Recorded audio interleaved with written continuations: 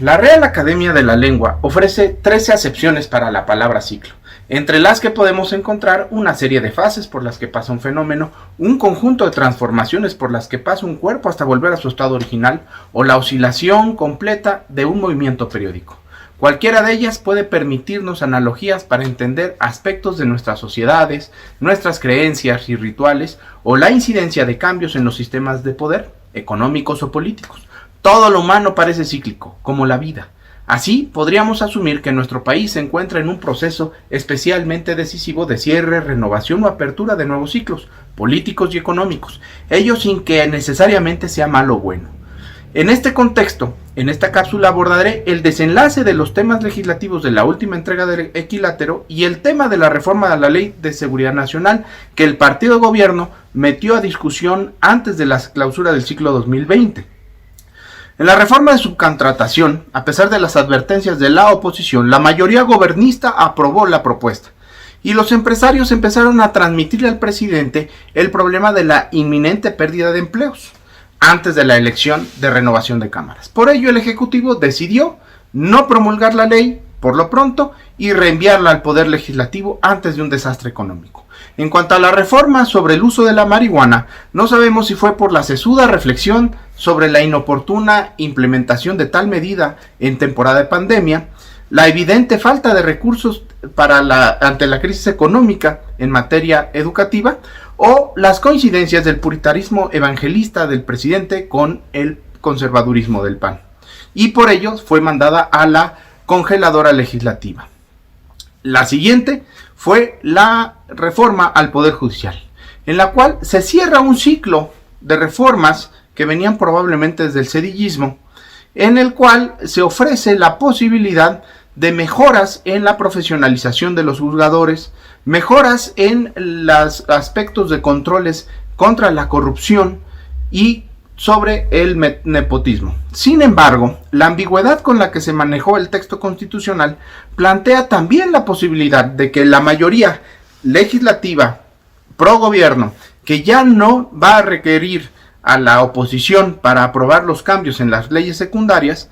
pudiera generar espacios en los que el gobierno federal se aproveche e infiltre al Poder Judicial de la Federación.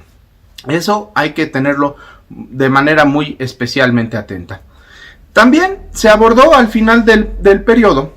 una reforma a la Ley de Seguridad Nacional. En esta reforma se intenta establecer mejores controles, más orden y límites para la operación de personas extranjeras que estén en nuestro país con motivo de alguna actividad relacionada con temas de seguridad e información para sus países. En este sentido, el gobierno federal impulsó una iniciativa en la cual se permite acotar esa presencia que en nuestro país ha estado desde siempre, con mucho énfasis al final de la Guerra Fría en el siglo XX, y que sin lugar a dudas, según algunas estimaciones de expertos, posiblemente en la actualidad constituya un verdadero relajo de agentes o personas que realizan ese tipo de actividades en nuestro país, prácticamente de una decena por lo menos de países. Cuba, Venezuela, Estados Unidos podrían ser algunos de esos países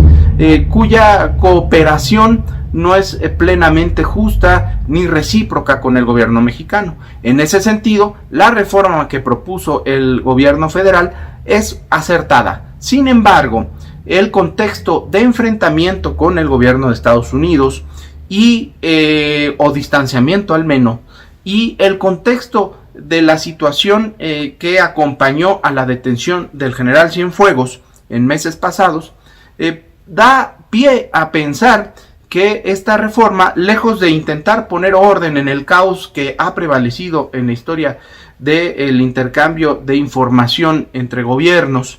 en nuestro país, sea realmente para solo acotar e intentar contener las actividades de investigación contra la delincuencia que exige la relación de cooperación internacional de carácter bilateral entre nuestro país y los Estados Unidos de América. Hay que estar pendientes de todos estos cambios, cómo repercuten en las leyes secundarias, y la repercusión que los mismos tendrán en nuestra vida pública, en el ejercicio del poder y en la democracia misma y el federalismo en nuestro país. Ello no va a ser en los próximos meses. Sin embargo, algunas señales podremos empezar a apreciarlas posiblemente antes de la elección de medio término. Y por ello hay que estar atentos y nuevamente los invito a reflexionar sobre ello, sobre aquellas señales que empiezan a apreciar antes de emitir su voto. Muchas gracias.